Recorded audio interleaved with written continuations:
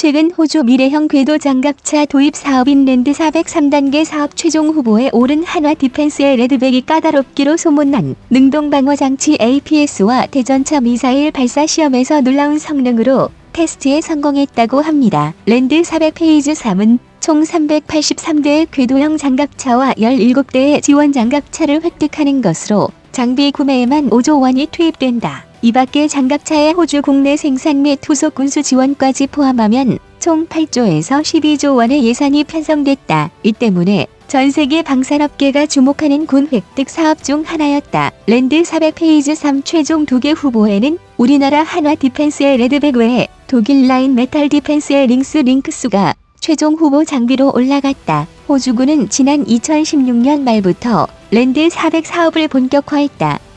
랜드 400 페이즈 3 사업에는 미국과 유럽의 대표적인 장갑차 생산업체들이 뛰어들었다. 비록 최종 후보에서 떨어졌지만 BAE 시스템스의 CV90 장갑차의 경우 후보군 가운데 가장 많은 1200여 대가 생산됐으며 실전 경험은 물론 유럽 5개국에서 사용되고 있다. 최종 우선 협상자 선정은 2022년 말 결정될 것으로 보입니다. 사실 한화 디펜스는 호주 방위사업청과 450억 원 규모의 RMA 계약을 체결했습니다. 최근 한화가 최종 후보에 오른 5조 원 규모의 호주 장갑차 수주자니 독일과의 결승점을 앞두고 정신이 없어 보입니다. 한화는 이스라엘 엘빗과 호주 US 등과 팀 하나를 구성하는 한편 독일 라인 메탈 디펜스는 호주 차량 개조 전문 업체와 손을 잡고 몸집 불리기에 나서고 있습니다. 사실 레드백은 국내 배치된 K-21 보병 전투 장갑차 개발 기술과 K-9 자주포의 파워팩 솔루션이 접목된 최첨단 궤도형 장갑차라고 할 수 있습니다. 특히 방어 능력과 기동성이 한층 강화됐다는 평입니다. 또한 차량에 탑재된 함내장식 유기압 현수장치 ISU는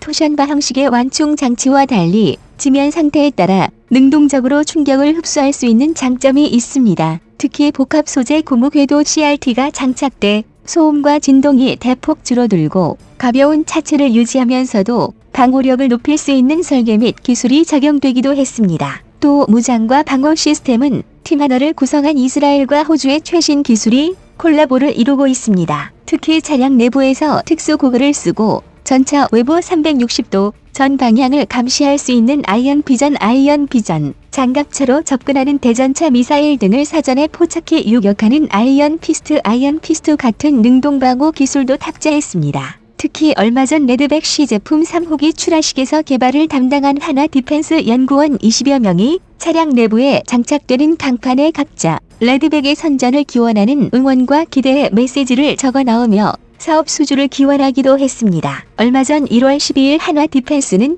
신형 보병 전투차인 레드백의 완성 시제품을 호주 현지에서 공개했으며 호주 멜버른에서 개최된 공개 행사에는 빅토리아주 정부 요인들, 현지 협력사 대표단, 한화 디펜스의 호주 법인 관계자 등이 참석했다고 발표했습니다. 레드백은 2019년 9월 호주의 신형 보병 전투차 획득 사업인 랜드 403단계의 최종 후보 장비 중 하나로 선정되어 독일 라인 메탈 4위 보병 전투차인 링크스 KF-41과 치열한 경쟁을 펼치고 있습니다. 한편 한화 디펜스는 호주 정부가 랜드 403단계 사업에 보병 전투차의 획득 비용 외에도 훈련 등 각종 지원 체계 확보, 시설 건설 등의 명목으로 14조에서 20조 원의 예산을 배정해둘 정도로 사업 규모가 작지 않다고 설명했습니다. 이번 사업은 올해 2월부터 차량 성능, 방어, 화력, 운용자 평가, 정비, 수송 능력에 대한 시험 평가를 거쳐 2022년 상반기에 우선 협상 대상자를 선정하는 방식으로 진행될 예정이라고 합니다. 레드백과 경쟁하는 링스 보병 전투차는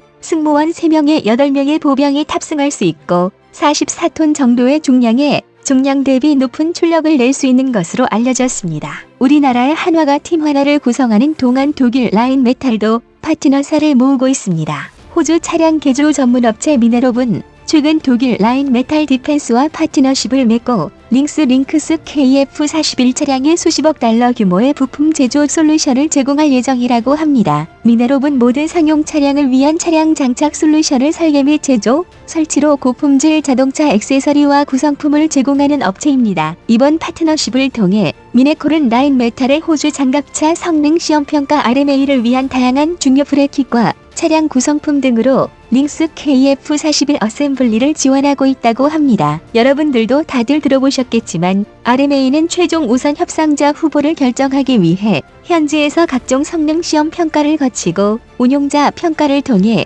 후보 장비의 요구사항 충족 여부를 평가하는 절차입니다. 그렇기 때문에 한화와 라인메탈은 각각의 시제기로 시험 평가에 임하고 있습니다. 요즘 레드백 성능에 대한 기분 좋은 소식들이 전해지고 있습니다. 호주 미래형 궤도 장갑차 도입 사업인 랜드 403단계 사업 최종 후보에 오른 한화 디펜스의 레드백이 최근 능동 방어 장치 APS와 대전차 미사일 발사 시험에 성공했다고 합니다. 이로써 레드백은 주요 체계 통합의 주요한 이정표를 거의 모두 달성했다는 평가가 현지에서 나오고 있다고 합니다. 사실 랜드 403단계 사업은 미국제 노후 M113 보병 수송 차량을 대체하기 위해 보병 전투 차량과 계열 차량 8종을 포함한 최대 450대의 장갑차를 구매하는 호주 육군의 지상 장비 분야 최대 규모의 사업입니다. 총 사업 규모는 8조에서 12조, 장비 획득비만 약 5조가 편성돼 있는 사업으로 알려져 있습니다. 그래서 한화 디펜스는 사업자로 선정되면 레드백을 호주 현지에서 생산할 예정이라고 합니다. 한화 디펜스 호주 법인은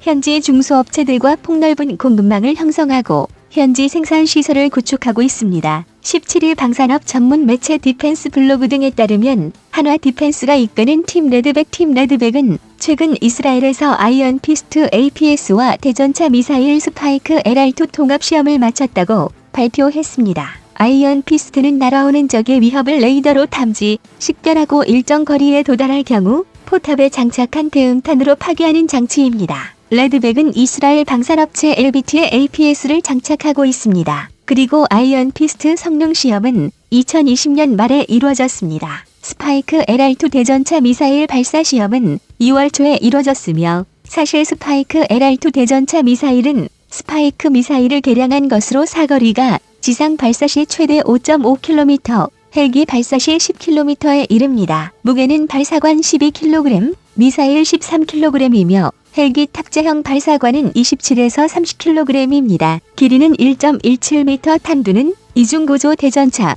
고폭탄이나 다목적 스마트탄을 사용한다고 합니다. 엘비트의 지상전투 체계 분야의 갈라비브 엘빈 랜드 컴뱃 시스템 전무이사는 레드백 포탑은 처음부터 아이언 피스트와 아이언 비전과 같은 고급 기술과 대전차 유도 미사일을 통합하도록 설계됐고 포탑과 미사일이 완벽하게 작동하고 모든 목표물에 직접 명중을 기록해 매우 기쁘다라며 이번 사격은 포탑에서 스파이크 LR2를 발사하는 최종 시험으로 스파이크의 통합이 성공했다는 결론을 내렸다고 말했습니다. 그래서 이번 테스트는 레드백 공격 및 방어적 보호 시스템 검증의 핵심 이정표나 다름없습니다. 무게 42톤의 이스라엘 방산업체 플라산 플레이센 사이 장갑에다 엘비트의 APS, 라파엘의 스파이크 LR2와 30mm 부시마스터 주포 등 공격력과 방호력을 고루 갖추었다는 평가를 받고 있습니다. 이 밖에 7.62mm 공촉 기관총, 원격 조종 12.7mm 기관총과 자동 유탄 발사기 등으로 무장했으며 이런 무장을 통합한 포탑은 엘비트사의 포탑을 기반으로 한 하이브리드 포탑이라고 할 수 있습니다. 리처드 조한화 디펜스 호주 전무이사는 아이언 피스트는 레드백이 원거리에서 위협을 탐지, 파괴할 수 있도록 하며 통합된 레이더와 전자광학 장치를 이용해 표적을 탐지하고 포탑에 설치된 이 연장 발사대 2기로 파괴해 최종 암호와 장갑차 상부 해치 손상을 피하게 한다고 강조했습니다. 그는 복잡한 체계 통합 성공의 두 가지 의미심장한 시연으로 우리 팀과 남은 작업 완료를 위한 우리가 가야 할 길을 신뢰하게 됐다고 극찬하기도 했습니다. 결국 한화가 5조 원 규모의 호주 장갑차 사업 획득을 위해 신기술을 탑재해 수주 경쟁력을 강화했다는 분석입니다. 게다가 기술 탑재 후 시험 발사에 성공하면서 안전성과 기술 우수성을 입증했습니다. 이제 정말 얼마 안 남은 호주 보병 장갑차 수주 사업에서 호주 내에서도 유치 경쟁이 치열한 만큼 반드시 우리나라가 독일을 꺾고 당당하게 선정되기를 기원합니다.